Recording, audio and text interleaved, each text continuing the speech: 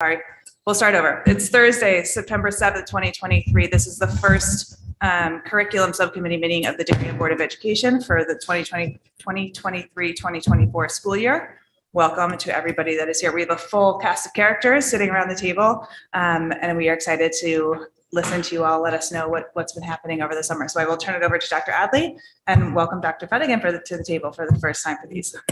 Yes, good morning, everyone. It's nice to see you back. Thank you to my colleagues around the table for all of your work over the summer, and to Julie and Amy for their work in organizing and supporting the work of our department chairs. And given it's a curriculum committee, I'll turn it over to Amy. Good morning, everyone. Okay, this is a different mic. It works. Always on, All right, it's yours, I think, normally, Sarah.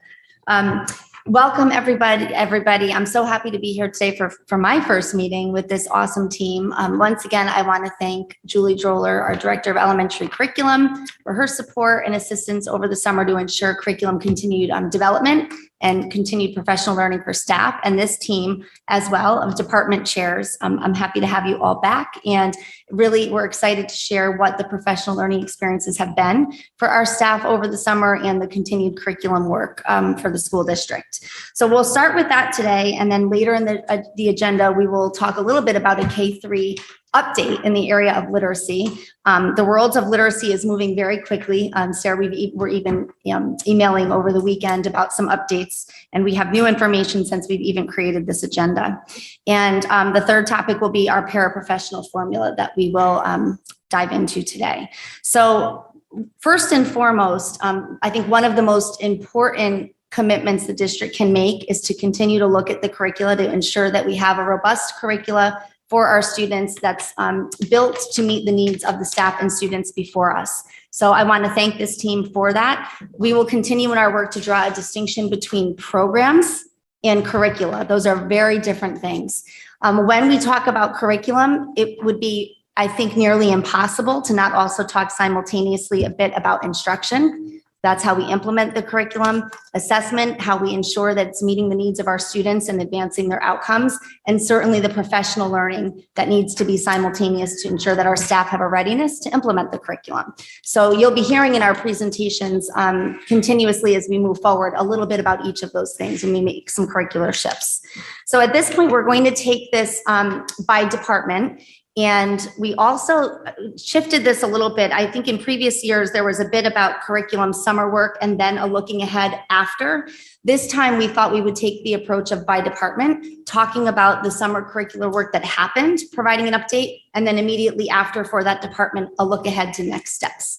So with that, I will turn it over to the team. Dr. Fettigan, we were just talking before you arrived that I think we could take board questions after each department, and then I am fine with the department chairs leaving to head back to get the work done if that's Oh, how nice. Yeah. Hey, Sarah. Hi, Tara. Did you guys let Dave in? He's been sitting in the waiting room. Oh, sorry. Michelle's not here. Good morning. I don't see Dave in the waiting room. Okay, I'll let him know. He said he's sitting there. So as, is that okay to continue? Yes, go ahead. So as we continue, at the beginning of the presentation, we did think it was important to provide some consistent language for the Board of Education and the rest of our community around some of the terms that we'll be using today and throughout the year. I will shift to that now in the agenda. I forgot that on the clicker this morning.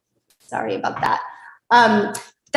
These are terms that we'll be using today and in the future as we talk about curricular work. We've talked a bit about these actually most recently in our board retreat. The idea is that we do develop curriculum with using a UBD approach. I know this board is familiar with that. We're also talking a bit about universal design for learning and ensuring that we are approaching curricula that we're writing with the needs of all learners in mind on the front end to promote that access for all. EduPlanet, you're going to be hearing today and in days ahead about the progress that we're making with including the units as they're written into EduPlanet. Long-term transfer goals are those goals that we want our students to be able to take with them to support their learning beyond the unit into future courses of study and beyond. The unit is that collection of thematic content where students will learn in a given period of time, and the UBD design has students written into different stages. So you'll hear the department chairs today talk a little bit about how that's being approached in each of the departments. I'm going to turn it over at this point to Colleen, who is our Director for Music. Good morning. Thank you for having us. So we had 6 teachers working on curriculum this summer, and we accomplished several things that were on our curriculum learning plan. So last year, I presented details on our new First Steps in Music curriculum that's been implemented in grades K and 1. The curriculum's in really great shape, and it includes a month-by-month learning plan with assessments for all K1 teachers, and all the students in the district are following that. This summer, we got all the units in K1 entered into EduPlanet, which means we have the music curriculum now formatted into UBD. This is something we're really proud of because it's especially difficult to revise and format music curriculum so that it's both user-friendly for teachers and that it meets standards for high-quality UBD units. So by taking the time to do it right in K1, we now have a template to follow for our next set of revisions, which we will complete for all grades and all ensembles. So we also got to work on grades 2 through 5. And just to be clear, we do already have a full curriculum for K5 general music that was revised in 2016, and we're still using that as we move forward with revisions. But we did hone in on our scope and sequence, making sure that all students have guaranteed experiences in each grade level, no matter which school they attend or which teacher they have. So we did a pretty detailed revision on grade 2. So we're just continuing up the grade level chain. So we developed a month-by-month learning and assessment plan that's formatted the same way as K1. Grade 2 is where we introduce written notation to students. So we use the songs and games they know from grade 1, and then we show them how to decode, read, and write the notes. As we continue this process each year with each subsequent grade level, we'll be sure that all students are leaving elementary school well-positioned to continue their study of music on any instrument or in any type of ensemble that they choose. So as you know, we have a new guitar class starting at the high school that started last week. Kudos to Chris Andrade for his hard work this summer developing, drafting a curriculum for our new guitar ensemble. So we pulled from the many available resources to design lessons, including utilizing the materials and techniques that we learned during our professional learning last year. So we brought in some experts to train the entire department on high quality guitar instruction. And then Chris, who's teaching the class, worked with that practitioner specifically during his professional learning last year. So we're excited to get that going. And then the last 2 bullets represent the culmination of an intensive curriculum revision for MMS Music Explorations, which I've presented on before. Kudos to Joel Connect for taking the lead on developing and revising the units and entering them into EduPlanet. So now we have students working on sound production, music composition, guitar, and keyboard in each grade level. And depending on scheduling and how many students choose ensembles each year, we often have teachers from band, chorus, or orchestra who pick up sections of music explorations. So because of the curriculum work we've done in this area over the past 2 years, teachers without a lot of experience teaching these types of music classes can do so with fidelity, which is, of course, what's best for students. Looking ahead in music, as I shared on the last slide, we're implementing our revised grade 2 learning and assessment plan this year. In MMS music, we're working on identifying and devising guaranteed literacy experiences for all students in grades 6 through 8 music through the PLC process. This will include unifying our teaching practices so that students are learning how to read music in similar ways with similar outcomes, whether they choose band, chorus, orchestra, or music explorations for their music elective. I spoke about the guitar ensemble that's being piloted. It's being piloted with full inclusion so that students who may have received music instruction in a small group adaptive setting in the past are going to apply the skills they learned in that setting within the guitar ensemble. Students in adaptive music often practice their rhythmic and tonal skills through strumming and drumming. So we purchased adaptive devices for the guitars that make chord changes easier to manage. This means that students with a wide range of abilities can successfully play together in a group. So we're looking forward to seeing that in action as the school year progresses. And just the bottom represents just some broad things that are going on in music this year. We're preparing for our district-wide choral festival this year. So we're following up on the success of our band festival with Dallas Brass and our strings festival with Electrify Your Symphony. We have guest artists coming for performances and master classes, including the tenor bass a cappella groups from Princeton and Yale. Our main event will be on March 27th, which will combine non-auditioned festival choruses from all 5 elementary schools and from the middle school with our high school ensembles for a workshop and concert with Dr. Jeremy Wiggins and his university singers from WCSU. So we're going to collaborate with a local university so that hopefully students can see themselves, performing on stage, whether they become engineering majors or music majors in the future. So information will be going home soon about that. We're also preparing for a visit from the Tri-State Consultancy Team, which will be focusing on the visual and performing arts from January 31st through February 2nd. Jacqueline Samus and I are co-chairing that visit, and we look forward to engaging with our visitors to basically show off the work that our teachers and students are doing, but also receive their feedback on our programs and curriculum. And finally, we've started working with Met Interactive on the audio and video upgrades to the DHS auditorium. The prep work has begun. Engineers have been in doing lots of detailed measuring, and we're ordering everything. We'll use the windows that we have between, I guess, performance seasons, if you will. So kind of now, and then things ramp up in the fall. And then we'll use some downtime in end of December through January to get those upgrades completed. And it appears we're on track to get them done this year as planned. Great. So that's it. Thank you, Colleen. I just have a couple of quick questions. Sure. First of all, thank you for all the work that you've done. It's clear that you've hit the ground running when you arrived in the district and Thank are you. really working to strengthen the department. So that's great. Thank you.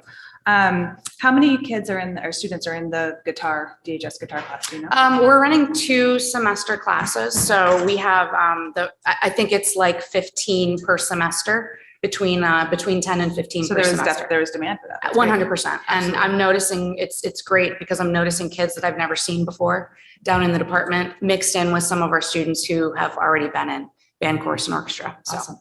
Thanks. absolutely. Other questions? Tara, I can't see you. So if you have questions, can you just shout them out? For some reason, you're dark. I'm good, thanks. I am good. Also, did Mr. A have to learn guitar? too? He already knew some basics of guitar, but he actually took it upon himself to get guitar lessons last year. So he's quite a team player. So Great. But no, I think you covered everything. Thank you so much. Sure. Mr. Brown, you're now in. I think, do you have any questions? No, that was great. I'm all good. Thank you so much. Thanks, Dave. All right. Thanks, Colleen. Thank you so much, Colleen, and to your team. The very first day of school, Dr. Adley, we're in all of the schools, and students had instruments in their hand, were making music, and we heard our choral students as well. So they're already making music and ready to go. We're going to shift our attention to mathematics now. And so we are joined today by Dr. Felicia Bellows and also Roni Rodier, who is our new department chair for this area. And they're sitting together today, I think, is another indication of the very strong support we have in place for a transition with the department work. So I want to thank you both for being here today. Thank you. Good morning. And I'm very appreciative. I was just going to say the same thing, to speak with all of you about the work that was done over the summer, but also as I transitioned with Ms. Rodier to the secondary math program and talking about how we're transitioning. At the end of the school year, teachers from Middlesex and Darien High School met as a team in June to work on units in EduPlanet. One of the more time-consuming pieces of this work was the incorporation of the vision of the graduate goals and departmental goals into stage 1 of it. And that may sound like a simple component to just add a few goals into stage 1.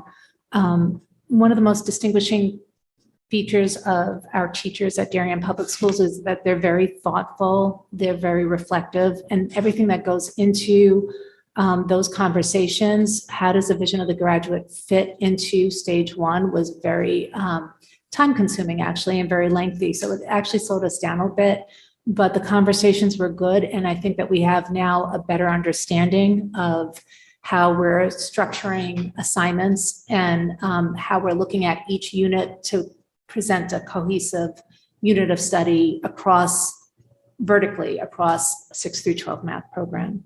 There was a list of things that's there, that were worked on in June, including stage 1 of Math 6 Advanced, 6 Accelerated Pre-Algebra, Geometry, Algebra, and Algebra 2. So we focused on those courses and making sure that the stage 1 was ready to be published, in the sense that it's ready for review from the department and then to be put on our website as the units of study.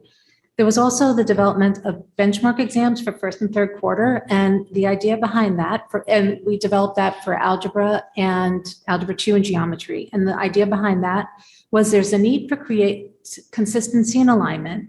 First of all, between all teachers, we have a lot of teachers teaching the same courses. And we felt that when time rolls around for mid-years, there's a lot of anxiety around mid-year exams and the amount of material that's on mid-year exams. And so we're really focusing on making all of the assignments, everything cumulative, so that there's never the need to relearn or review large chunks of work. I don't know if I'm saying that correctly, but so that was a big part of the work, was the first quarter and third quarter creating departmental exams. And as she'll speak about that a little bit more. We also realigned some units of study in pre-calculus to align with the AP pre-calculus curriculum. And although we don't have the AP pre-calculus curriculum right now or the course offered, it may be something that's offered in the future. And with that in mind, we created some units of study that were more aligned to what the College Board has in their program. For next steps and for looking ahead, Ms. Rodia will talk about some of it, but one of the things that it seems like yesterday in 2019, I presented to the board about a new primary resource, and it was an updated Big Ideas resource for grades 6th, 7th, 8th, and also in Algebra 1.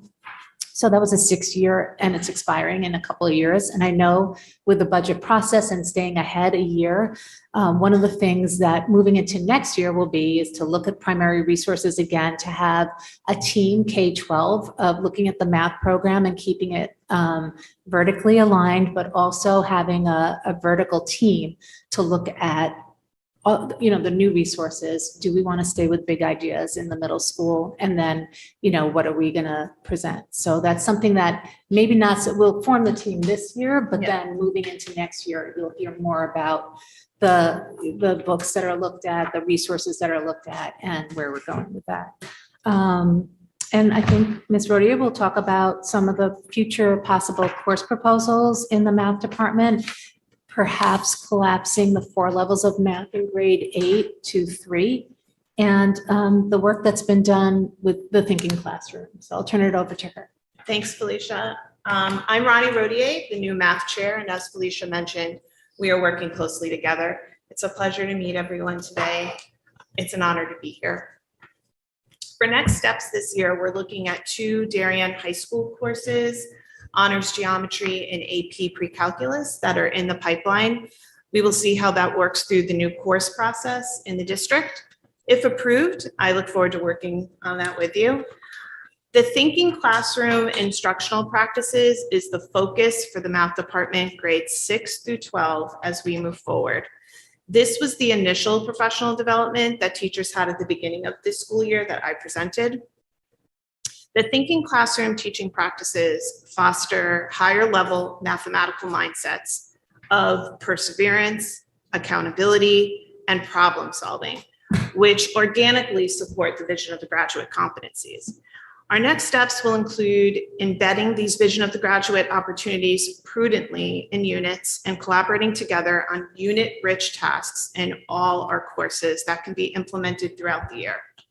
In addition, we will continue our EduPlanet work judiciously, develop stage 3 for the works in progress, especially for algebra and geometry. Thank you and welcome. Thank you. You answered my questions that I had written down, so thank you. Julie, do you have anything? I do. Thank you so much and nice to meet you. this is for math, and also I was thinking this as I was going through all the presentations for today.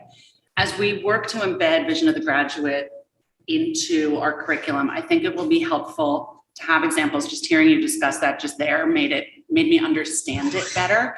But I think examples that can help us understand how are we building these competencies into the science curriculum, for example. Some disciplines lend themselves to it more easily than others, clearly.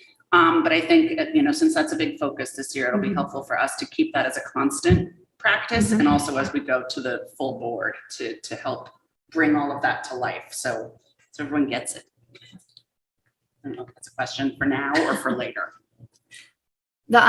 If I could just respond, Ms. Best, to that, that's absolutely the direction that we'll take. So part of looking at next steps with Vision of the Graduate and thinking about the curricula are looking really specifically about the knowledge, skills, and dispositions within each of those attributes in each curricular area. So that will definitely be a part of curriculum revision. Also, when we think about how we implement the curriculum through instruction, what are we asking students to actually do with the curricula in the classroom? And then there will be varied opportunities when we assess learning for students to demonstrate mastery of those attributes of Vision of the Graduate and those related knowledge, skills, and dispositions throughout their experiences ELP through grade 12.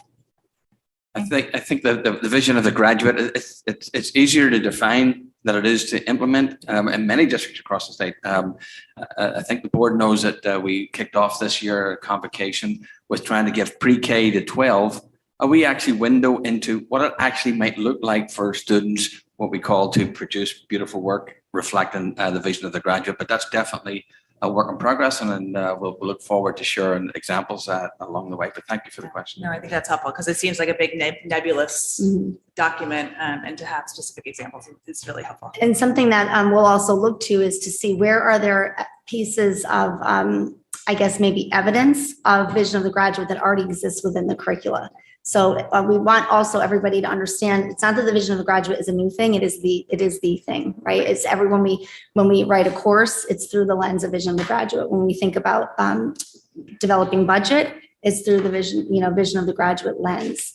So, and a lot of what is existing in our curricula already will address many of the attributes, but we need to be more explicit and then do a gap analysis and see what's not being addressed as it should be. Great. Thanks, Amy. Dave, Tara, any math questions? No, I appreciate the follow-up asking for, examples. And, for me, I'm just thinking cost benefit analysis, how much time was spent doing the alignment with Portrait of the Graduate and how much time was spent on that effort and what we're going to get in the long run. So look forward to hearing more on that. Thanks. Thank you. Shifting to Mr. Keeler with 612 Social Studies. Yes, good morning, everyone. So the work that we did, you can see on the screen here, I've given you a summary of some of the work that we went through this summer. To make sense of it, we really focused a lot on refining and further developing our stage 1 in many of our core classes. And what that really means is similar to what Dr. Bellows was just talking about, we really looked at embedding those Vision of the Graduate competencies, but even dug into the more granular learner outcomes. Those are really what a student might do in your class that actually brings that Vision of the Graduate to life. And I can actually, just as we were talking here, I can give you an example of what that might look like. So one that you might see in some of our stage 1 work would be for creativity. I take academic risks without fear of making mistakes in front of peers. And so we want our students, when they're writing, for example, to feel like they can take an academic risk, to put forward a thesis that's off the beaten path, that proves something that maybe their peers hadn't thought of, or is something that's more unique or original. Another might be under communication, or formulate questions to effectively gather and evaluate information for accuracy. And so when we have, this is something that can happen in virtually any unit, but there are some units where we might be engaging in more research, where students are going to be creating their own questions to guide the work that they do. That's going to be useful in evaluating information. That's where it might come in even more so. So just to try to give a brief sense of what we're talking about, that work with vision of the graduate and learner outcomes is really important. We also embedded our departmental long-term transfer goals, which we developed and approved as a department last year. We did this for virtually all of our core classes and even expanded that into some of our honors classes and some of our electives at the high school. All told, we had more than half the department who participated in some form of curriculum work this summer, which was really great to have so many people being interested in helping to develop this with our department. In terms of our work that we're looking ahead, if you wouldn't mind just sliding to the next slide for us. The work that we have to do, I kind of divided into our instructional work and our curriculum work. In terms of our instructional work, we now live in this AI world, and it's something that we, I think, have to learn to live with. And so that's one of the things that we're taking a look at this year is how do we teach students to act with integrity, to be curious, to be independent when you also have this AI chat GPT or whatever the model might be that is available to you that can do a lot of work for you. So that's something that we're working with to figure out how do we explain this to students? How do we talk with students? How do we teach students to work with this system that is certainly here to stay? We're also continuing to work on reading strategies that are going to help students to understand the complexity of a text. This is carrying over from our work last year. This is something we felt like was really important. If students are going to understand the world around them, they have to be able to read and interpret texts from all different types. It's one of the things that we're continuing to work on. We also want our students to be independent. One of the things that we're trying to do is ensure that our students feel like they have the confidence, the skills, and the knowledge that they can really embrace their learning and move it forward without needing very regular approvals from the teacher in order to make progress. And that's something that we're continuing to work on. We'll still be working on embedding the vision of the graduate competencies into our classes as we started to do over the summer and now are putting into practice. In terms of our curriculum work, we do have a couple of course proposals that will be making their way through the process that hopefully will be here with the board in a few weeks or months. We also will continue to develop stage 3 for our courses, where we really look at that learning plan and dive into it a little bit further for some of the courses as we've made more progress. And for our elective courses and some of our AP classes at the high school, we'll be developing that stage 1 and 2 of the EduPlanet model that we've been using, the UBD model that we've been using. The last thing I feel like I've been mentioning now for far too long, but is still out there, are the new state content standards. And I just reached out and was able to get some more understanding of it. But in October, they should be voted on by the state committee that will finally approve them officially. And then once those are official, then I'll be able to start working with the department to see what's in there and to see what, if any, impact that will have on our classes. I feel very confident that what I have seen and what I've looked at so far very much matches what we're doing, and there shouldn't be anything that's going to require any drastic changes to our work, but certainly it's something that we want to take a closer look at.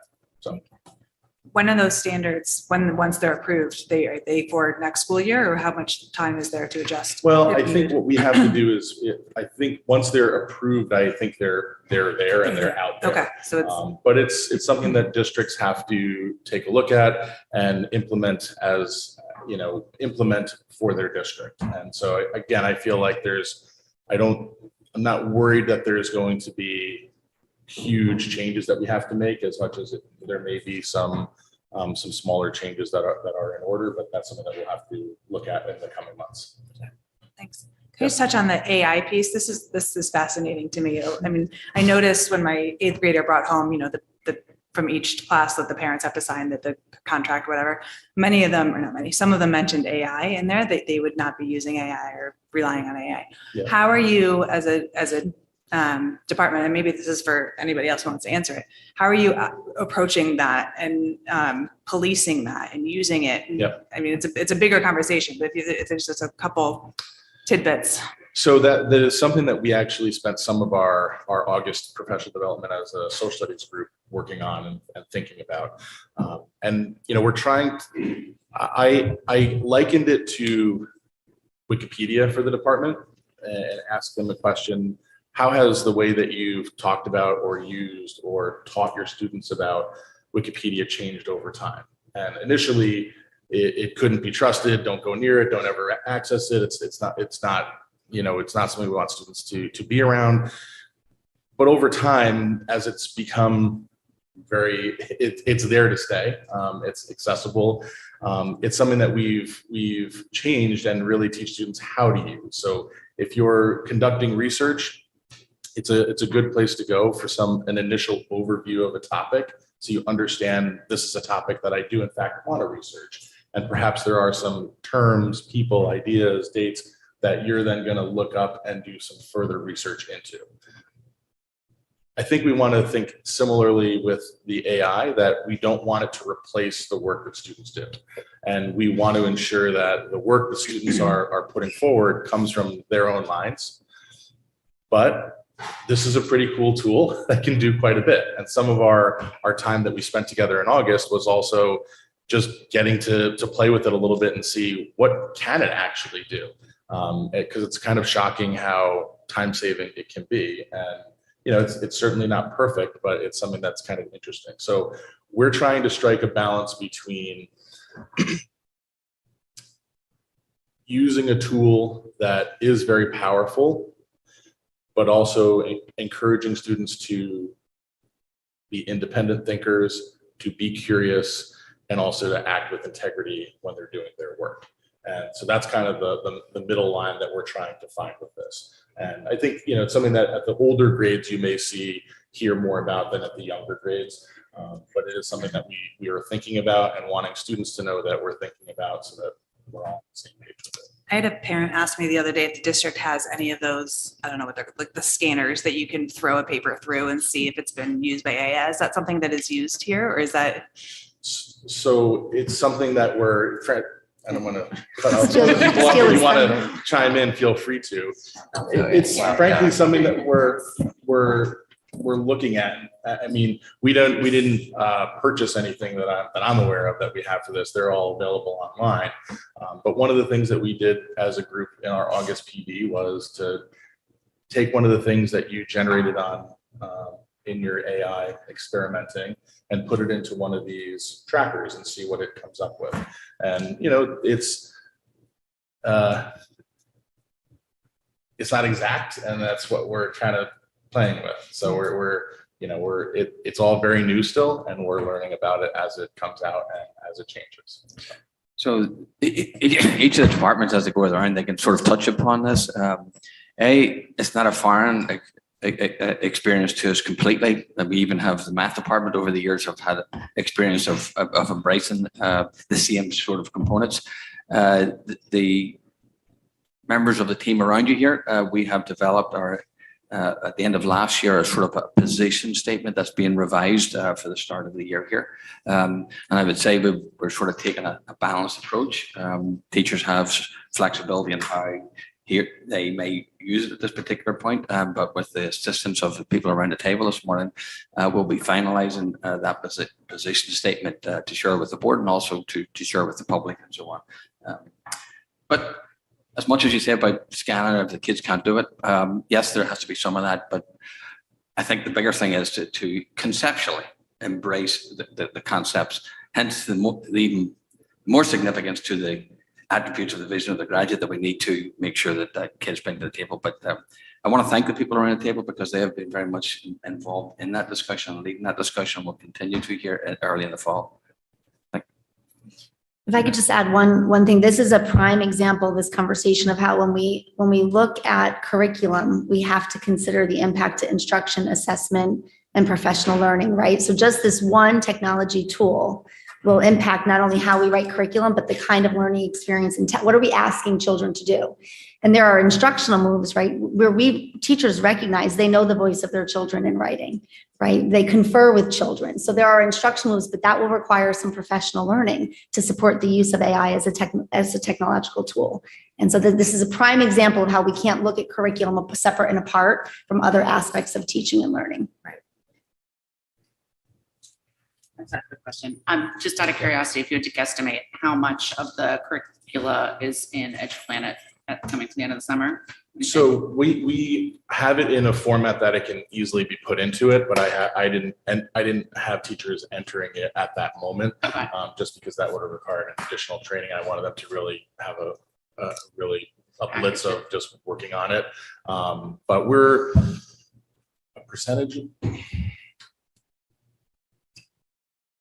I don't know. Just a guess. I purposely didn't ask the math folks this because you're not guessing. Yeah, I mean, I guess I would say that if I'm looking at all of our classes and all of our units and all of our electives, I think that we're probably in the 50% range. I mean, I think as we do it, we get better at it. So the work that we did, the first work that we did was slower than the work that we do now. And I think we're more effective at it. One of the things, Julie, I know that this group will look forward to is looking at not only the percentage of completion per department, but systemically, right, ELP through grade 12, because there are budgetary implications to writing curriculum. And again, thinking about new resources or additional needs for professional learning. So we'll look to provide the board with not only an update by department, but across curriculum instruction division, ELP through grade 12, so that there's a status of the entire system across departments. Thank you. Dave, Tara? Okay. Thank I you. would just follow up to the AI conversation and ask if there are any plans to use AI to expedite the EduPlanet work and perhaps also at the same time give teachers familiarity.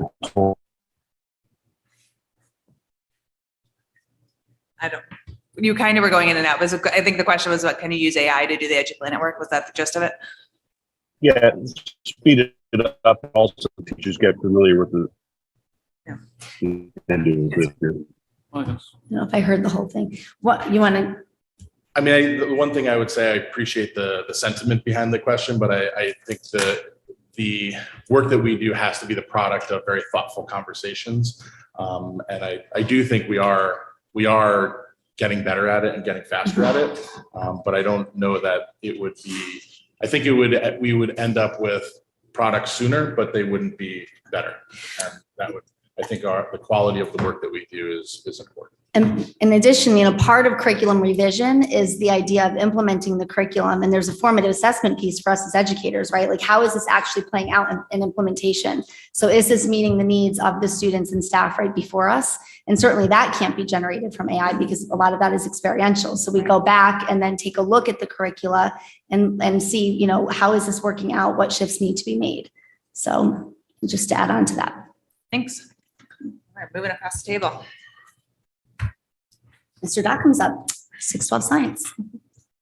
So yes, we had a very productive summer for our 6 through 12 science teachers this summer in terms of curriculum development. At the middle school, we continued to revise and input our completed units into EduPlanet. And so we had 5 out of our 12 teachers working on that progress this summer. In 7th grade, we actually have an example of that revision that took place after a unit was implemented. So we had our first unit implemented last year, a weather and climate unit, and it was quickly realized that had to be split into 2 in order to really get the connections that we were hoping our students to make in that unit. So we revised that unit 1. And then our team continued to work on the 2nd and 3rd unit. So right now we have 3 full completed units in our 7th grade. We had a brand new 8th grade team start. So all 3 of our 8th grade teachers underwent the training and underwent a really step-by-step process of diving into a unit, creating that stage 1 and looking at the outcomes for our students. highlighting examples of assessments that would help us understand if our students were meeting those learning goals, and then really spend some significant time looking at the activities and the experiences that were going to be guaranteed for our 8th grade students. And so the first unit really took about a week and a half to get through for this team. And then we had a second unit that took about a week. So you can see the progress in terms of timing as they get used to this process and as they get an understanding of how deep the thinking has to go around what our students experience and how aligned it has to be from stage 1 to stage 2 and to stage 3. At the high school, we continued our work in our biology classes. So our 300 level biology started off by reviewing the scope and sequence, and just to make sure that the units that we had developed in 2019 still met the needs of our students. And then again, we had a brand new team working through that process. So we had 3 units completed. They worked well into July in order to do that. Our biology 400 team, another great example of how things progress. We had the same team that we had working in the summer of 2022. They completed 2.5 units that summer. They really got to work this summer and completed the last 4 units of the curriculum. So our biology 400 curriculum has been completely transferred into our EduPlanet platform. Some of the benefits of that work I see already is we have some turnover in our biology classes and new people teaching those courses. Just yesterday, I saw a group of teachers really diving into stage 1 and highlighting and making sure that the lesson planning that they were doing within the unit focused on meeting those outcomes. So not just the assured experiences that are found in stage 3, but really more at a granular level, day to day, making sure they're building and working together to build the connections that we want to see across those units. So I really look forward to bringing in later in the year some of the examples of the student work and examples of those connections that are being made to highlight the benefit of this work and highlight the benefit of really taking our time and making sure that we understand how this work must progress and that we understand the connections as educators, because if we don't understand it, our kids are certainly going to have a really hard time making those connections themselves. At some of the other classes that have been working on scope and sequence work, and this is really sort of highlighting and aligning those classes to the next generation science standards. And this was work that needed to be done and still continues to need to be done as we move forward. But forensic science, our AP environmental science class, and then both of our physics classes at the 300 and 400 level really took a dive into what units they had been teaching, making sure that they aligned to both the AP content standards, but also the next generation science content standards, and really highlight areas where we may not see that alignment, and understanding that we may not be able to teach everything if we want to teach our students in a manner that is going to allow them to make the connections that we want to see. So that leads really nicely into our next steps for science. Thank you. So as we look forward throughout the school year this year and next summer is really looking at those courses where our scope and sequence needs to be looked at and revised, and be able to give us an opportunity to start creating and aligning our new units in those courses using the UBD format.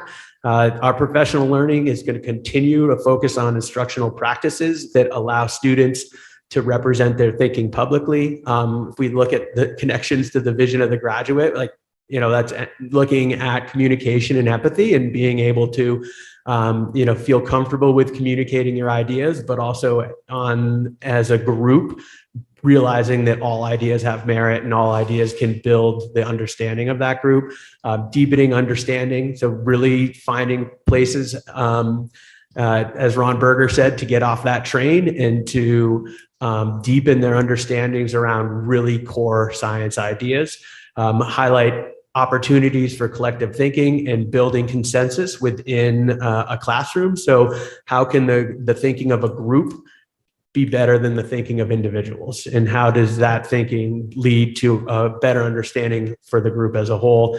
And then again, communicating that learning. What different ways can we have our students in the classroom communicate that learning? So it's not just writing a lab report, or it's not just answering analysis questions. How can we give students an opportunity to show their thinking that better align with their own abilities and own comfort level? And then really as a whole department, is our vision of the graduate work is really looking at designing and implementing assessments that align to those vision of the graduate competencies and explicitly lay out how we would like to see our students continue to build and show growth towards meeting those competencies from the 6th grade level up to the 12th grade level. So that's a pretty ambitious set of goals, and we're going to continue to work toward that. And as I said, I really look forward to being able to show you some of the fruits of this work over the course of the next year. Thanks, Christian. I just have one question. You mentioned, Christian, the teaching in such a way that you're making sure that the connections are formed and that kids are following means that you won't necessarily cover as much material.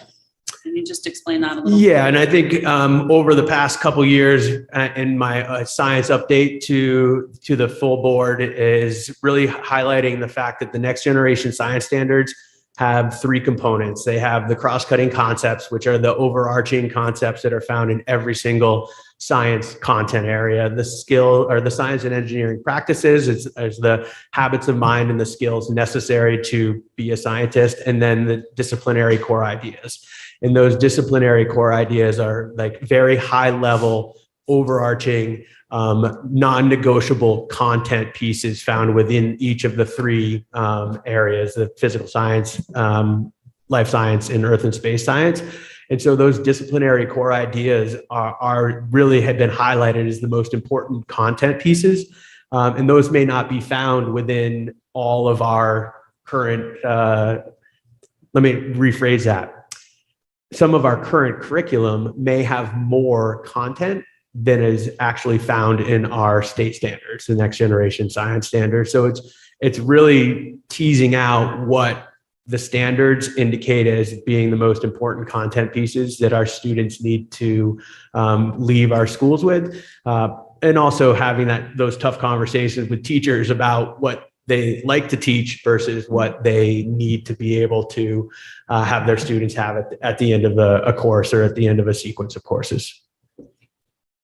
It's a bit broader general questions for anybody, really. I'm just curious how the special education teachers work in this process, and how is that the curriculum for the children that have IEPs? Is that included in this? Do they take the broader ideas and then develop the lessons individually for those students? How does that work in this, either in EduPlanet or in the broader development of curriculum?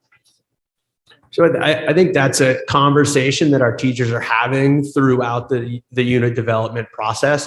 I know from a science perspective, in terms of instructional strategies that we highlight within the stage 3 and thinking about how we can provide and guarantee access for all students within the classroom. That's one of the things that our 7th grade teachers really dove into this year in terms of the revision is how do we provide opportunities for all students to communicate their learning? And so that may be looking at and working with a special education teacher around the end of the unit assessment and saying, like, how is this student going to be able to show what they currently understand? And it's not necessarily about getting every student to the exact same place.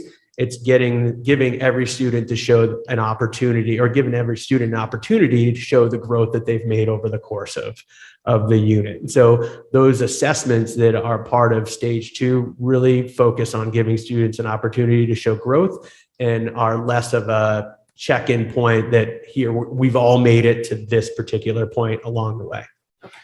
I'll also say, like in our grade 7 math, the stage 3, we've had most of the stage 1, 2, and 3 developed. And in stage 3, there's a specific part where they have for co-teachers. These are alternate strategies to use in the classroom. This is where parallel teaching can come into play. And then they have linked activities for the co-taught classroom. So we don't have it as a separate course, but there's a place in there for differentiation and for co-teaching strategies. And so in our grade 7 classes, we have that. We haven't developed it for all the classes yet, but those are the time consuming pieces of it. You know, I mean, you could very easily put stage 1 and copy from a textbook, everything that's your goals, but that's not really what this development in EduPlan is about. It's about the instructional strategies and making sure that you're meeting the needs of everybody. And those differentiated specific activities have been linked for our grade 7 math. So that is in everybody's mind. And is that the goal, that they'll be linked for every? Yes, a but big that's the process, time, but yeah. that's the really lengthy Okay. piece. Yeah. If I could just add, I think there's an opportunity here with curriculum development for Shirley and I to work together with our teams to ensure, if we're thinking about UDL, although there's an element of stage 3 that requires us to think about the differentiation piece, truly with UDL, we need to be thinking about this at the very beginning and outset of the curriculum writing process. So even as we're looking at the stage 1, part of development, and having special educators at the table when we're writing and revising curriculum is incredibly important for that. And I think this speaks to the earlier piece of, curriculum really needs to be responsive to the students and staff before us. That's why we don't adopt wholesale programs. We want to make sure that we're thinking about the children right before us and the staff implementing the curriculum. So that's something I think that Mrs. Klein and I can come back to the board with as we continue to develop curricula across the areas, ELP through grade 12. Great, thank you. Any other questions on science? Yeah, I think we're good. Just a quick clarifying question, if I may. There was a comment made that we're trying to look at the state standards, make sure we're meeting the state standards, but also perhaps scaling back a bit. There was an example given that teachers may have a subject they want to teach that perhaps we need to dial back. I could also easily imagine a scenario where you have a student who's passionate about a certain subject, and I would think it would be a value if we're able to teach beyond the state standards. I may be thinking about this wrong, but I always saw the state standards as kind of a minimum. And I didn't think Darien would be ranked number 1 in the state because it taught to the state standards the best. I think it's because we have an ability to go above and beyond. So I'm just concerned about this notion we should dial it back, whatever that motivation is, and that should be our target. So if we get some more clarification on that, I'd appreciate it. To speak briefly to that, thank you for raising that, Mr. Brown. One of the things I think was most inspiring about Ron Berger's keynote address is this idea of honorable and beautiful work. And I agree with you, the standards are a basic expectation of really what every student should know at the end of every experience in a given grade or course.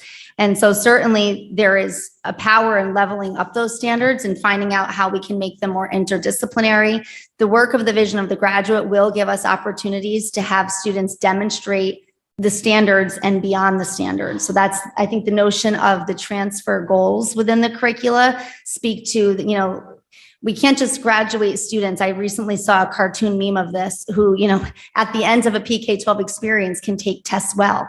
You're really getting to the point of how do students use their learning to ask more questions and generate new learning. So we couldn't agree more. And as Mr. Dockham said, we'll look forward to continuing to bring examples of that, concretely what that looks like as far as the work our students are doing. So thank you for raising that. Thank you. Look forward to seeing that.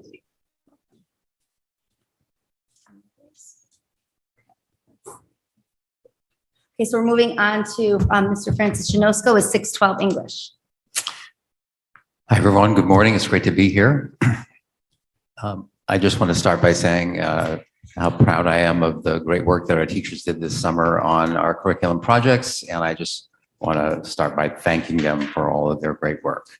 I'm going to jump right into the first highlight, and the project that we spent most of our time and energy on at the middle school this summer was on our English B course, which of course is our 6th grade writing course. And that was on integrating grammar into our pre-existing units. If you remember, last summer we spent time with our English A reading course on doing the same thing for building in vocabulary building lessons into that, into those units.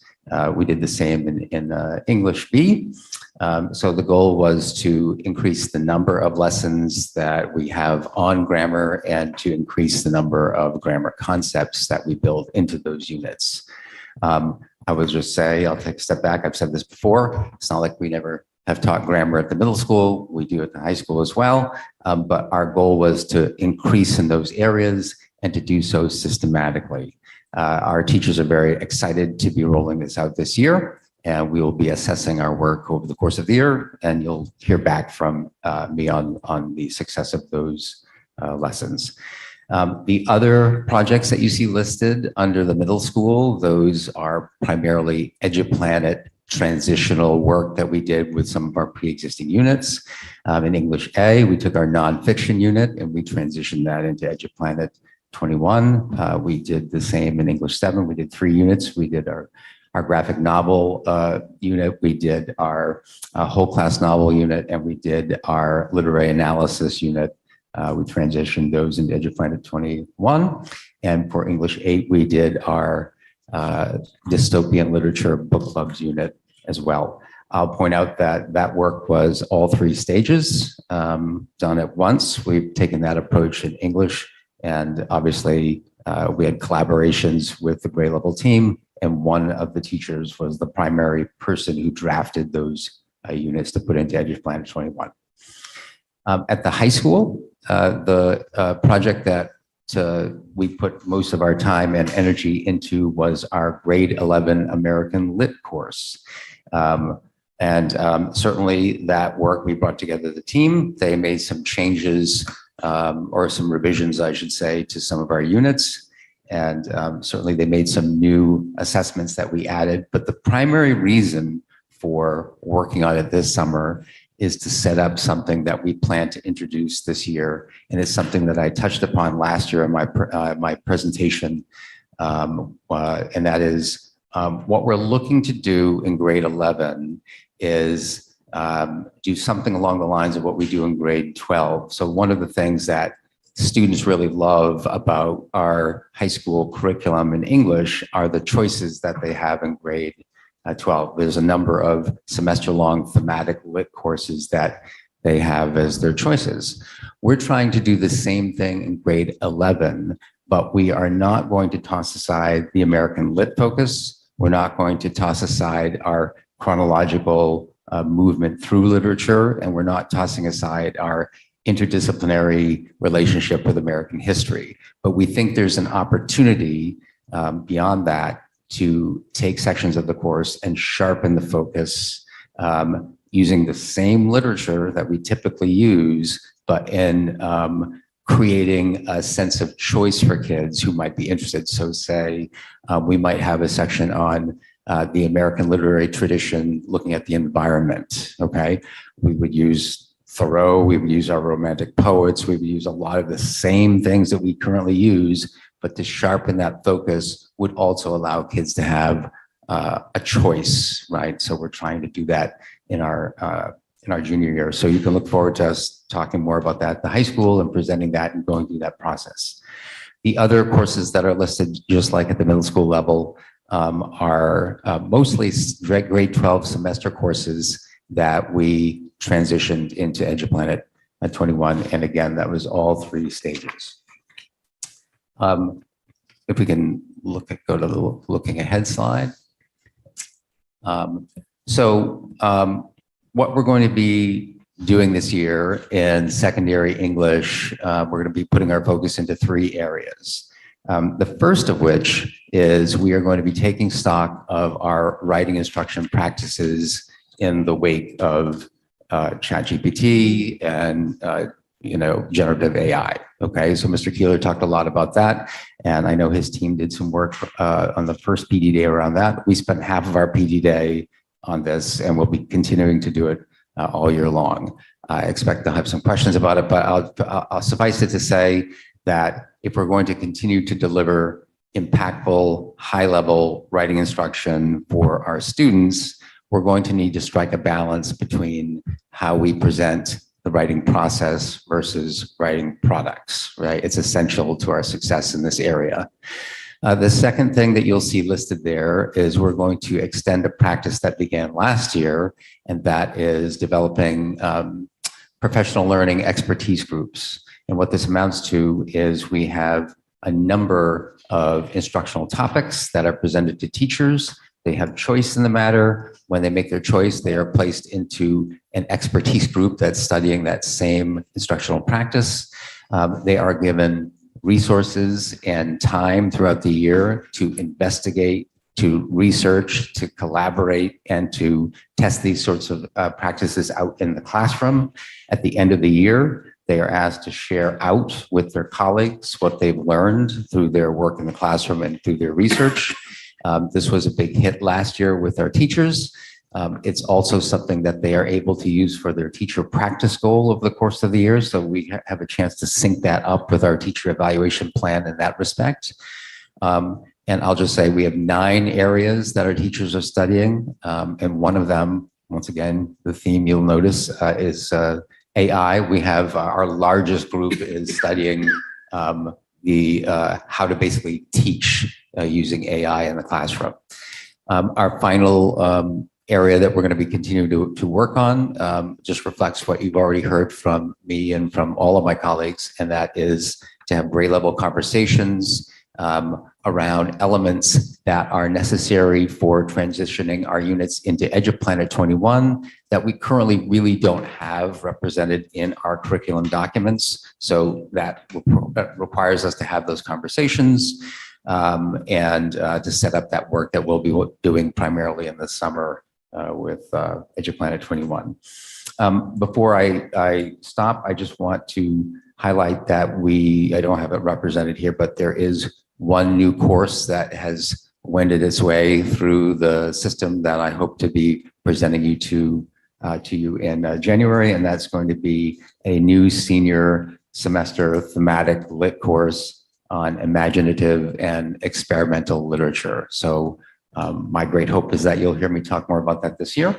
And certainly if you have questions, I'm Thank you. welcome to your questions. Personally, I'm super excited that the writing process versus the writing product is a focus. I think that that's a really important piece that, I feel like these students are so used to instant gratification now, and learning how to slow down and revise and edit and draft is important. So thanks for that.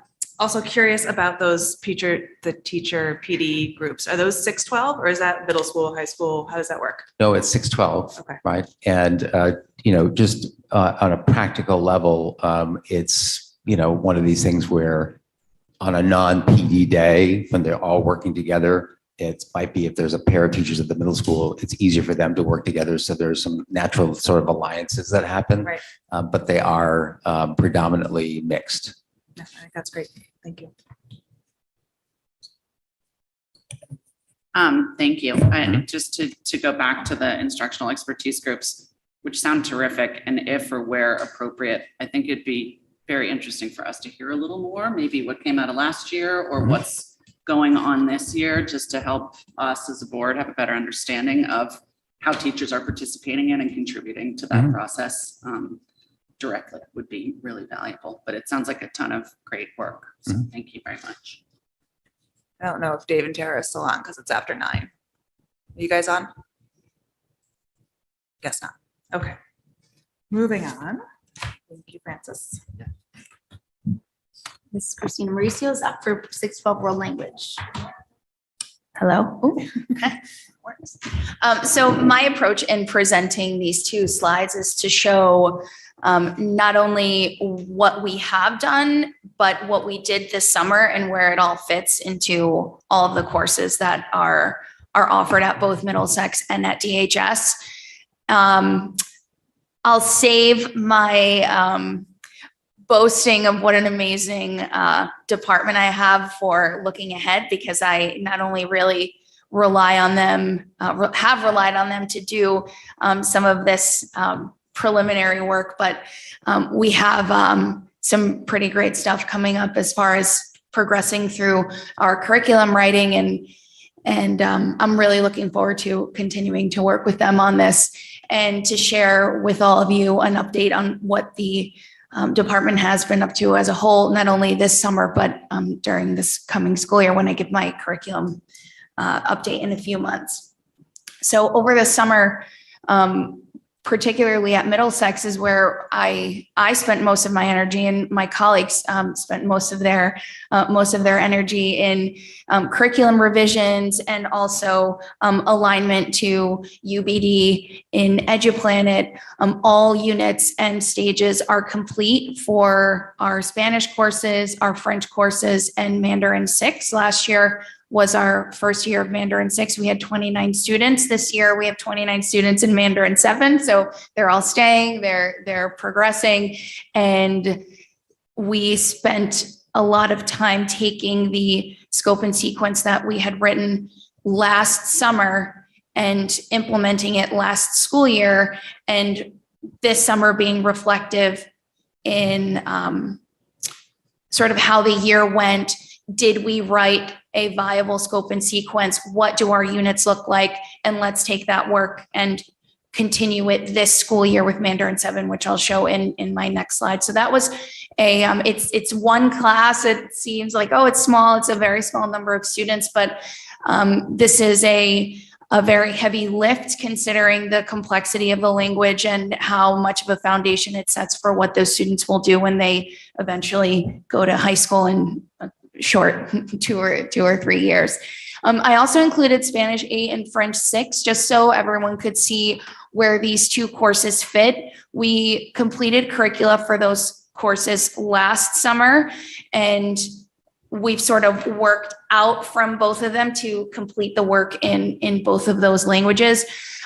There's an audit process that follows, which I'll talk about in my next slide. That's really where we're going to be spending most of our work. But I don't want to say that Middlesex is done, because this work is never done, particularly because the state in May announced that they are revising their world language standards, which hadn't been revised since 1993 and again in 2005. And our district is represented on the group that is going to revise those standards, because I'm on the committee that's going to be doing that. So the nice thing is that they're really looking at how they're aligned to the standards from the American Council on the Teaching of Foreign Languages, which our curriculum is that's what we aim to do, is align it to those standards. But again, I don't want to say that we're done, because then, very similar to science and history, we're going to have to look to make sure that we're hitting on all of the important elements of what the state of Connecticut is considering important for our students to learn in world language.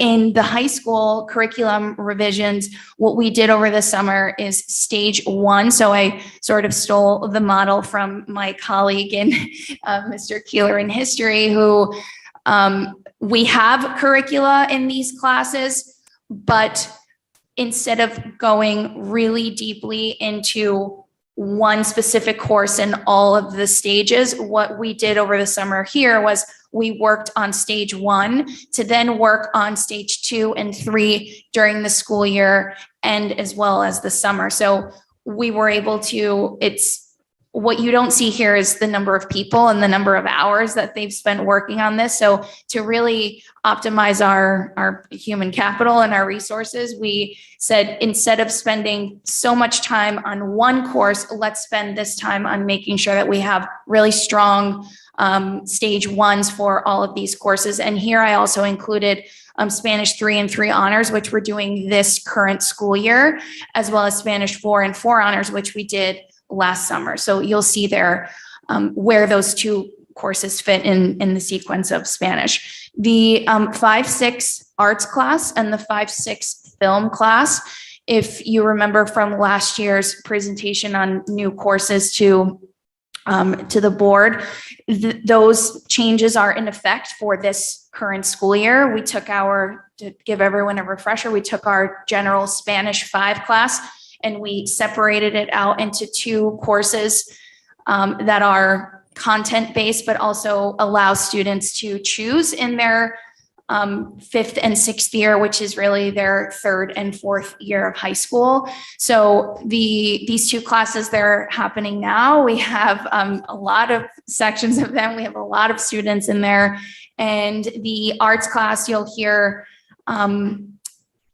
hopefully in a couple of months that if approved, if the course is approved through the process at the high school, that this course is up for consideration to become a UConn early college experience class where students can earn some college credit after they've completed it. So if everything goes well, you'll be hearing from me about that. We can move on to the next slide for looking ahead. So the audit process in Spanish 6 and 7, French 7 and 8, and Mandarin 6. So the understanding by design framework then provides a process for taking the curricula that you have and the units that you have and doing an audit. So the person that wrote that curricula, which would be me and the colleague that actually sat and took all of the resources and input it in UBD, then presents it to the teachers that are teaching that course but did not write the curriculum, and they have a checklist and they perform an audit as they go through what is currently in there and say, there's a series of questions, it's very long, and that not only gets everyone to understand what is in there, but also makes sure that we're considering state standards, school standards like the vision of the graduate, and also provides room to make alterations where necessary. So we've already done that in Spanish 8.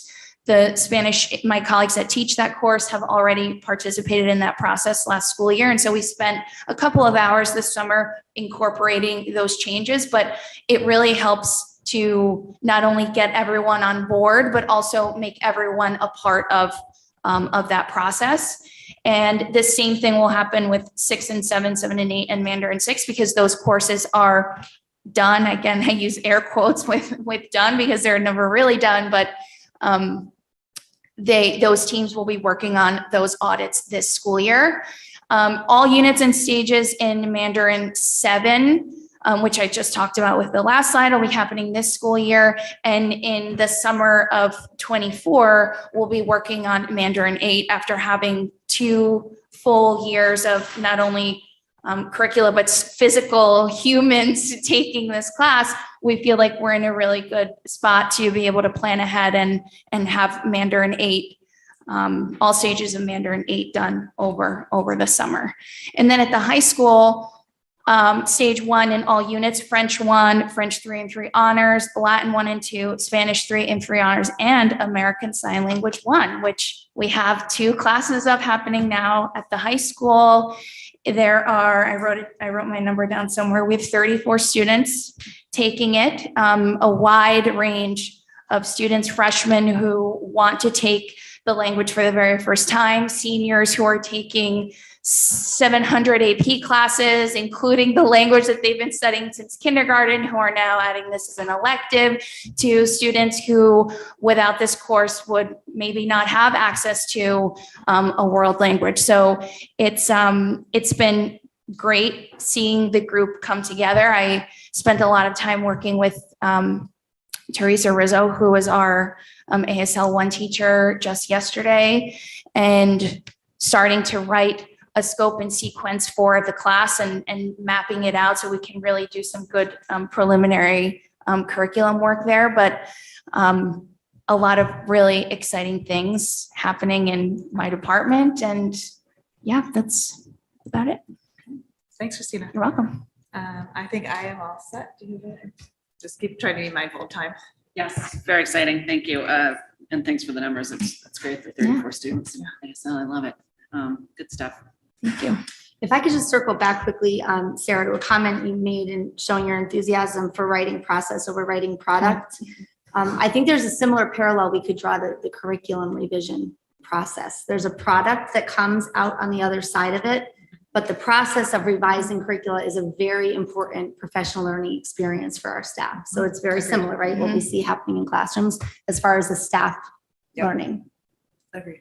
Okay, and we're going to shift now to elementary with Mrs. Julie Droller, and we see that what happens at the elementary level certainly supports our students and positions them for success and staff on 6-12.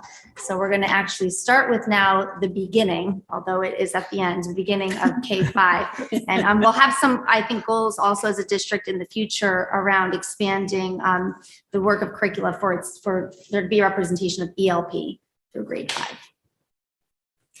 So I love listening to my colleagues. I have the good fortune of hearing about the vertical teams, which is exciting. The EduPlanet work is a little bit different at the elementary level because we have 5 schools, and in order to have an equitable learning experience for all students, we do rely on resources probably more than our colleagues who teach one subject. Our teachers teach everything. So the process is a little bit different. We focus more on instructional practice and that small group differentiated instruction as our core teaching and learning. But we did put our K3, all of our K3 reading is in EduPlanet. We thought that was very important to have those foundational skills. You know, there's not much creativity with teaching phonemic awareness and phonics. They're very skill-based. But they are important and all standards aligned. So we did complete that this summer. And just like my colleague said, I have an amazing team of teachers that did that work. It was many, many hours. We also had some other curriculum projects going on, but I didn't highlight them because these are the things that really stood out. High frequency word instruction, we are really excited about that. We developed new word lists for kindergarten and first grade. We were primarily just relying on Fountas and Pinnell. And without getting too granular, we did a lot of study. We studied work from the University of Florida Literacy Initiative. We studied Dolch List, Fry List. We studied research that came out about the 109 words that are most commonly found in 50% of children's texts. We looked at our foundations curriculum. We looked at our reading curriculum, and we aligned new word lists that would be supportive of children and a new instructional method using orthographic mapping, which I'm sure you've heard me talk about, aligned to the science of reading. We did some professional learning with that. So that was really exciting. Also, fact fluency in math was another big project this summer. We have been relying on timed math assessments, which are anxiety producing, and we've been reading a lot of research about how, that's not teaching kids math facts. So we have developed a new procedure for teaching kids strategies. We've always taught strategies, but now it's more consistent. It's more interactive. And rather than having those timed assessments, we're going to rely on interviews where students tell us what strategies they used and can talk about that. It's very metacognitive, much more aligned with the vision of our graduate in terms of communication. So we're really excited about that shift. As far as assessments, we also in math revised our grade 1 assessments. We're relying more on formative assessments, and our chapter tests from our Math in Focus program were very cumbersome and time consuming, very literacy based. So we streamlined those. The teachers were literally cheering when we saw that. So that was really exciting work that we did this summer. In terms of looking ahead, and we'll talk more about this on our next agenda item, but we are awaiting the waiver application, and we just learned last week that new updated timing, we were not going to hear back until the end of November, which is a little discouraging. However, we are plowing forward. We are continuing to improve research-based instruction. We are continuing to have building-based professional learning that is aligned to the needs of not only each school action plan, but also each team of teachers. So that is exciting. We are really focused on small group instruction. As I said before, our curriculum and our mini lesson that's one part of our teaching, but we're not delivering curriculum. We're developing readers and writers. So that's really our focus. In mathematics, we're continuing our professional learning on high quality math instruction and differentiation. We're working again with Dr. Yip Bonhar and working very closely with Ronnie on our instructional practices, and some of the thinking classroom work is happening at the elementary schools as well, focusing on those open-ended tasks. We're also continuing to think about our math acceleration plan and how we are ensuring that we're challenging all of our learners. In terms of the vision of a graduate, we began our professional learning in addition to the convocation. Dr. Fettergan and I facilitated an opening PD for all of our elementary colleagues who really haven't had as much experience as the secondary, to really just help them unpack those competencies. And we're starting to look for what are we already doing and where are those opportunities in our curriculum? And again, thinking about how do we know how kids are doing and how are they growing in those areas? So in terms of gifted education, we have already had some professional learning in problem-based learning and inquiry. That's our focus. Questioning techniques. As you know, part of our strategic plan is to start creating and implementing new units. And we have already started that work, which we're really excited about. If there's any place where the vision of the graduate competencies are just a natural fit, it's with our gifted learners. So we're really shifting to some of those more opportunities for student choice and voice and agency in their own learning.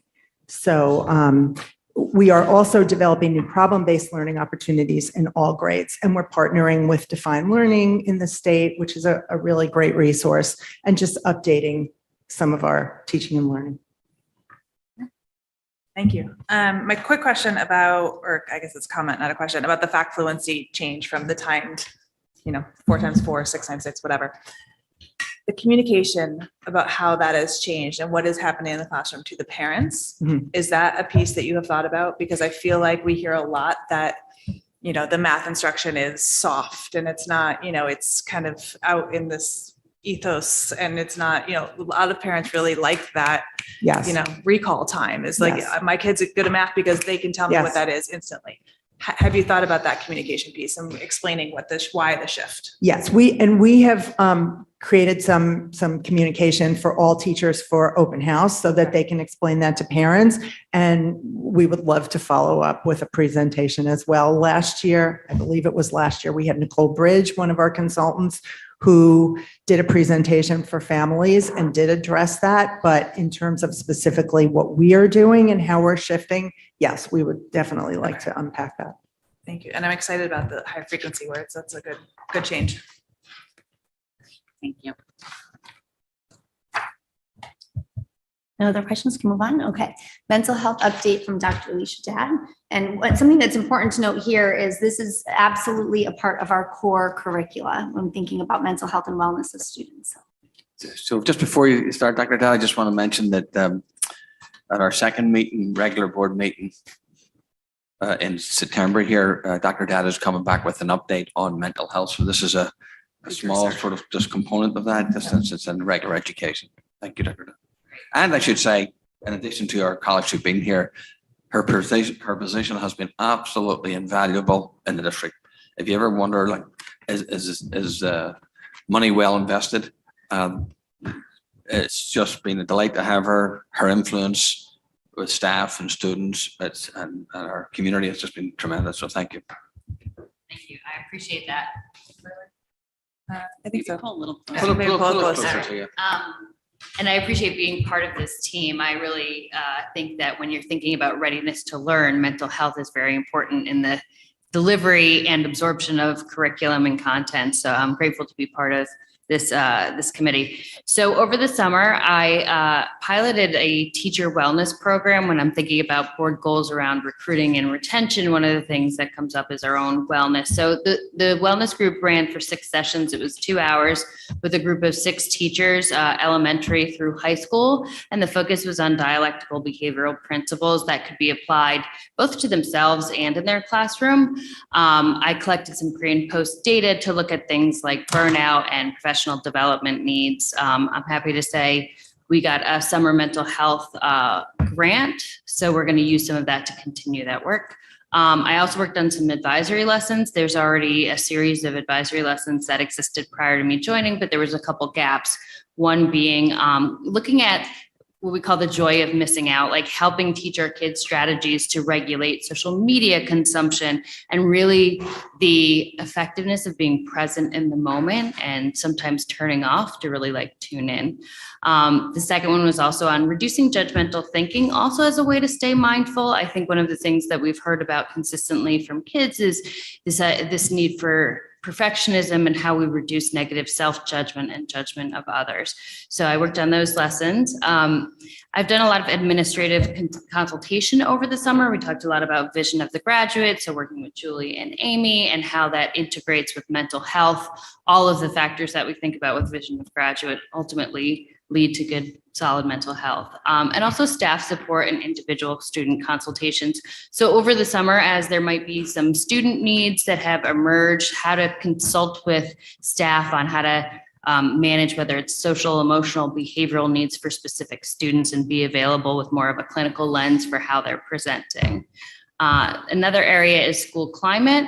Over the summer, a small group of administrators, we got together and looked at a couple different platforms for administering a school climate survey, which would be brief, but it would be to families, to students, and to staff.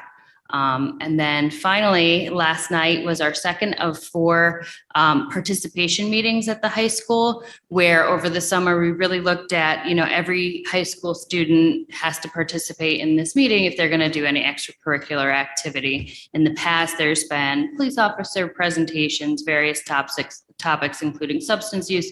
So we aggregated a group of administrators and also recent graduates from 2016 to 2020 to have a recorded conversation about advice that they would give to current students. And when we think about vision of the graduate, they embodied so much of what we're really showing our kids. So we met with those students, we had the conversation, we recorded it, and last night we have 2 more to go, but they've been very well attended so far.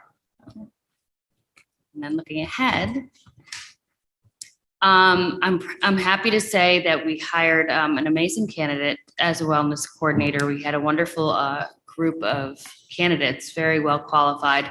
And so one of the things looking ahead is how we can expand the Wellness Center offerings, maybe things like offering workshops on executive functioning, partnering with some community-based agencies. Another teacher had said, I'd love to come in and teach about financial wellness. And trying to tap into the community of educators that we have to also bring them into the Wellness Center as well. We talked about moving forward with the school climate survey. We'd love to get that out this year. Teacher wellness programming, as I mentioned, the grant had been funded. So we're going to look at other ways in which we can support our teacher wellness. And then in terms of SEL, this year, Ruler is going to focus on the meta moment and blueprint. So last year, they're probably in the process right now of reviewing their charters and kind of coming back and grounding the kids in the Ruler work. And then as the year continues, the focus will be more on meta moment and blueprint.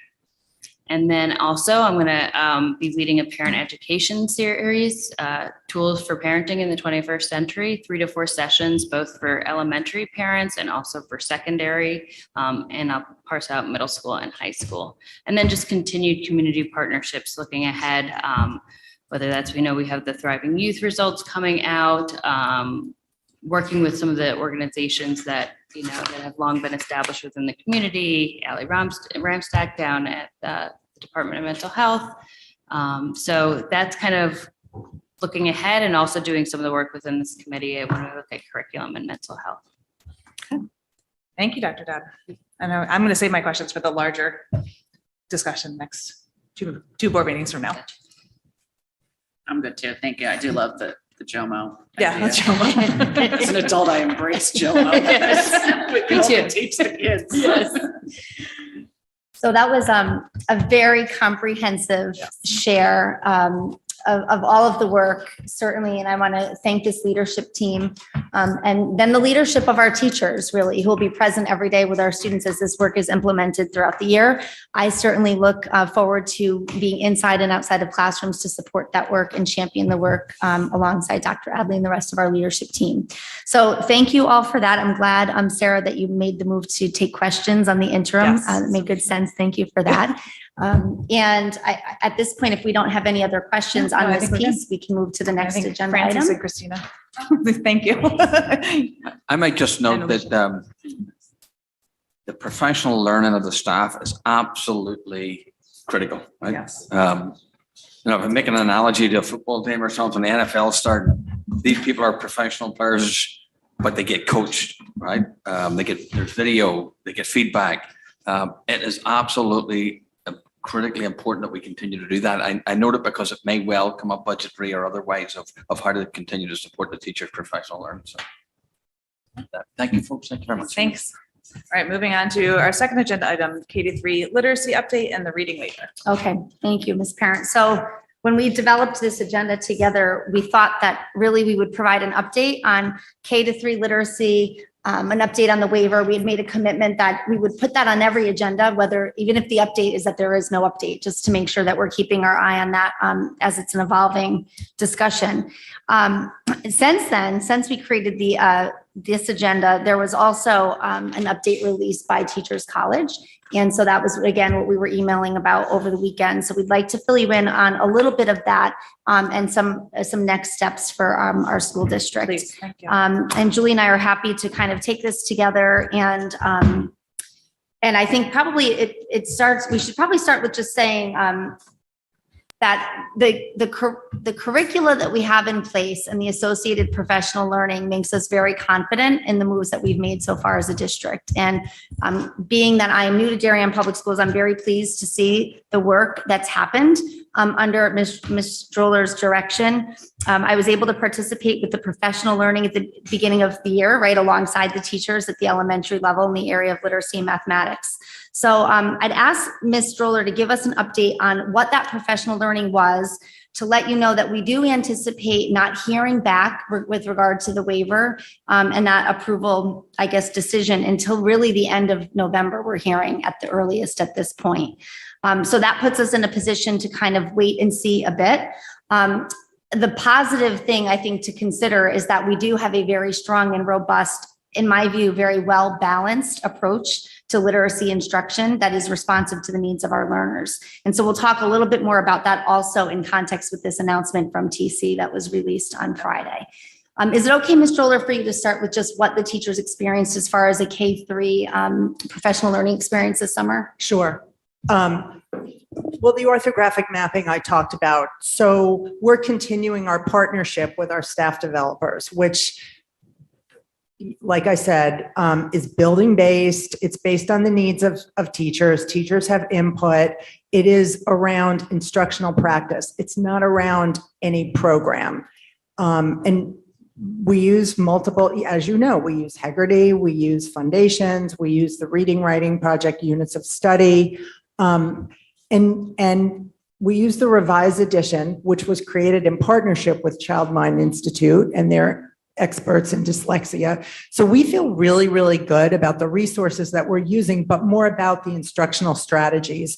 We've done a lot of work with making assessments and the way we look at assessments and analyze assessments and use that to plan small group instruction. We've done a lot of work around that and shared with teachers spreadsheets where they could focus on not just achievement and how kids are doing 3 times a year during our benchmark periods, but also what's the progress and how are our kids growing and how do we know and how are we intervening early? So we have our core curriculum and then we have interventions. We have supports in place. We have a very robust SRBI process.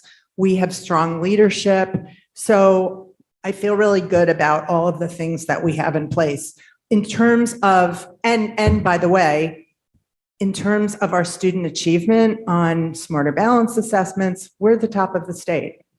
Maybe not number 1, but certainly up there in the top, like 5-10% of the state, which speaks volumes about what we are doing and what our teaching and learning looks like. In terms of professional learning, there is a lot of new research that has come out in recent years, and our teachers are well versed about what that is, not just the media's point of view, but also the actual research from the people who are in the think tanks doing the research in classrooms. So that's all really important. In terms of Teachers College, we did find out last week that there is a split in the college. Teachers College Reading and Writing Project is dissolved. There's now Advanced Literacy, and that is falling under Teachers College Adult Education. It gives them more of an opportunity to partner with other coalitions in the college, such as the Multilingual Learner Department, the Digital Literacy Department, also the Child Mind Institute, which they were partnering on because they had a big hand in the new units, as I said, but more of a partnership in terms of research and the speakers that they bring. Also, the college's work around culturally responsive teaching is a big part of that as well. In addition, we also found out that Lucy retired as the director of the project. She has started her own company. They are still collaborating because there are some staff developers who work primarily for advanced learning, but are doing some consulting. So there is, and they are still writing the units of study. So that doesn't impact any of our practice, though. Our curriculum is based on, it wasn't just written by Lucy. And quite honestly, I think that the reason that she retired was to take her name away from all of the media, negative media attention. But the curriculum and the units of study was written by multiple, I mean, dozens, probably 2 or 3 dozen staff developers who are literacy experts, study all of the research, and are current and best practice, and it's dynamic. There's an online component that is always being revised. So I feel really good about the curriculum and instruction that we are providing to our students. So in the past, and I should know this, but I don't, we used to have staff developers from TC come into our district to educate our teachers. Is that still happening? And are those teachers coming, those staff developers coming from this new advanced literacy group, or are they coming from Lucy's? They're coming from the Teachers College, which is advanced literacy, AKA Teachers College. So that's a great question. We wanted to talk with that level of detail. This is happening so quickly that our dates with the staff developers and our contract, this was, approved, this professional learning through the board process is with Teachers College. And the dates for the work with those staff developers were established before I came on the scene. I was able to participate just yesterday with Julie and staff developers in each of the elementary schools that we've met with so far, with those building principals, assistant principals, and their leadership teams. And what's really important to note is the staff developer is not providing professional learning on just the unit of study. The professional learning is around instructional practices. So they're looking at our curricula, which is not one program. That's, we submitted the waiver to the state because we believe in Darien Public Schools that we have a robust curricula that provides a full scope, a full body literacy experience for our learners. And the idea is that each of the schools was thinking about their data, where their students and staff are, and we worked with the staff developers to begin to initiate what will be the plan for that school with regard to professional learning. So really around the instructional strategies, regardless of the resources, plural, that we use. So we'll be looking to provide an update specifically about what that looks like in each of the schools and what the outcomes of that will be. So that I appreciate that clarity, because I think there is some concern that the people coming from outside in are only using that unit of study, but I'm glad to know that that is not the case. One of the things, it's an excellent question. One of the things we talked to them about was the August professional learning, specifically related K1 to the high frequency word list, the orthographic mapping, how we will design small group instruction to meet the individual needs of our growing readers. Thank you. All right. It was very convincing. Sarah. Oh, hi. Just a comment. Given the excitement people feel about Teachers College and that this is happening, and we have a light agenda meeting on Tuesday, perhaps the committee would recommend that we put this as at least an update as a small agenda item for Tuesday night. I think that's fine. We'll discuss that after meeting. Thank you. All right. Any other questions? And I know we'll continue to talk about this as we go. So this is not the end of this conversation. It'll be a standing agenda item. Okay. Perfect. with regard to both the literacy progress of the district, the waiver. And that's another important piece, right? We still have to await the decision that will impact to some degree the next steps for moving forward. Are all the waivers on the same schedule? They As are. far as we know? Yes. Okay, so we have no idea which way the tide is going on these things. Nobody's heard. We so will to all speak. hear simultaneously is what we've been told at hopefully the end of November. We do know that PCG is working, is the consulting group that is looking at reviewing the waivers, and they just recently signed a contract with them. In the meantime, the state is offering several professional development opportunities, which we are participating in. I know Lucy's departure will give some districts some pause. And to be honest with you, on Friday, give us a wee bit of pause, right? But we're confident in where we are at the moment in our position. All right, agenda item number 3, and just, I want to be cautious of time. I know this room is being used at 10, so we have 15 minutes to go through the rest of our meeting. All right, paraprofessional formula. So through the budget process last year, there was a number of items that were identified by the board for reflection before the budget process this year. This was one of them. And essentially, they were looking for sort of recommendation as to moving forward, how that might look in terms of instructional aid. And we specifically, paraprofessionals consist of instructional aids, because we have instructional aids for regular education and also for special education. We use our paraprofessionals. So just real quickly, this is the formula that has been used for some time, 1 to 89 students. It's based on enrollment. There's actually a lower bar to that. It's like the bottom boundary is 1 to 80 students, right? So you don't have too few, too many. Now, the history of that goes back well over a decade, and I can't ascertain exactly why that was ever done. I try to do a wee bit of research on it, but that particular ratio was just based on the actual enrollment of this projected enrollment of the school at a particular time. It has served as well, I would say. And when you look at the various other schools that we have put down here, it's for the most part in line with the other schools. For the most part, other schools align the instructional aids to the younger grade levels, particularly in K and 1. Even though we do essentially K through 5, the preponderance of their use is K and 1. They're used for several things. We also have in our count, we include in that count a half of a paraprofessional for the library media center. And then you can see that we add in also for the campus monitors. Obviously, a campus monitor isn't essentially an instructional aid, but that's where it comes into play. Our instructional aids also do arrivals, dismissals, coverage for lunch, coverage for recess. They provide a number of services. The K through 12 or K through 5 essentially is at the discretion of the actual principal. The principal is the person who oversees the work of the paraprofessionals, the dissemination of the paraprofessionals. He or she discerns where the paraprofessionals should be. Again, preponderance is in K through 1. I'll just cut the chase for time purposes. I don't see a reason to change this. This is a very small percentage of the paraprofessional staff in general that we have.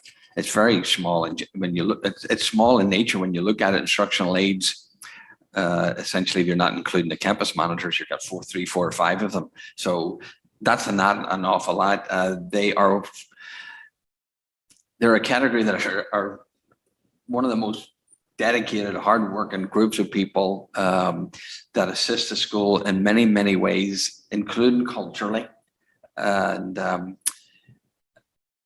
it would be difficult to lose those people. Now, having said that, I'll always place a caveat that when budget time comes around, depending on the nature of a budget, everything is relatively on the table. But that being said, I'm not bringing forward a recommendation to the board to change this. If the board wants to discuss that, then they can have that discussion. But at the moment, I think it's serving our needs. And I think it's relatively in line with other districts. And they're a big part of the culture and assistance at the elementary level on a number of in a number of areas. So I'll leave it at that and open it up for discussion.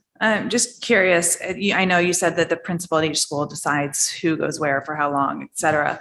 Is there a general sense that they're used the same way in each of the 5 schools? Oh, like what we've just described, like K through 5 for what I've just described, they're used, yes, and they're preponderantly K and 1, but they have a little bit of discretion there in terms of the needs of the compositions of the class, so on and so forth. I think this should be separated from, some people may recall that we added paraprofessional in for Knox Ridge School, right? But that was when it tipped, right? So they're not necessarily designed for that. Right. So I would also say, in all full transparency, we've even have to use them for coverage for substitutes. That's not unusual. It's not what they're there for, Ideal, intently, right. but we try to avoid that if we possibly can. But that's another use that occasionally they have to pinch it. Arrival and dismissal, they're real utility players. Right, absolutely.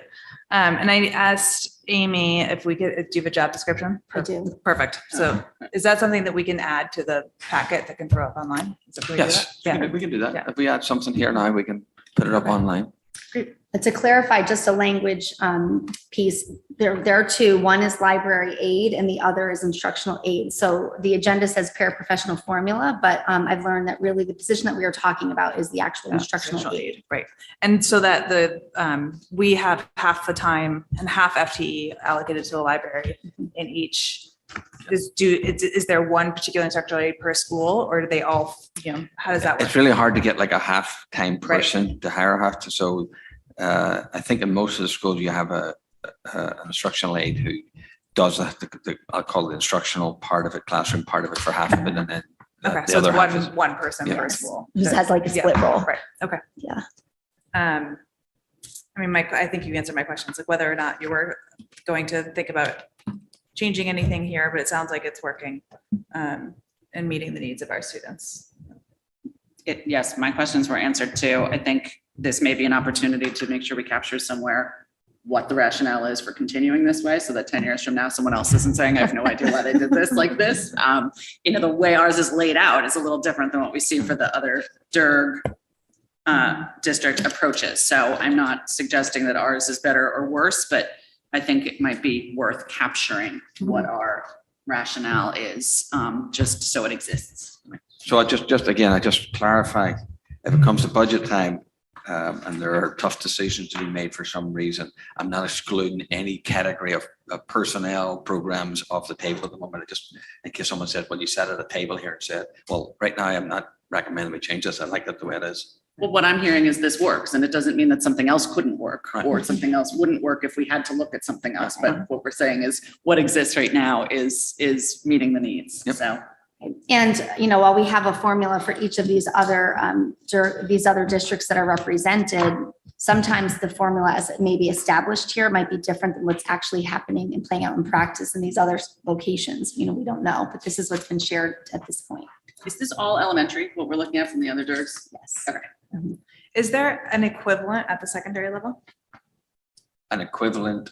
Instructional aid? No. Certainly we have special needs and special Right, services. there's We one-on-ones, also have libraries as a paraprofessional in their system. Thanks. All right, public comments. Good morning. If anyone in person would like to participate in comment, please wait for the chair to acknowledge you. You'll have up to 3 minutes to comment. Please state your name and address. Anybody in person? Can I take a wee moment just Yeah. for the record? Michelle's off today, actually, and she's doing this remotely from home. She's off today, but she's doing this from home. So thank you, Michelle. I Thank you, appreciate Michelle. that. My pleasure. Nobody in person? Nobody in person. If anyone online would like to participate, please use the raise hand icon.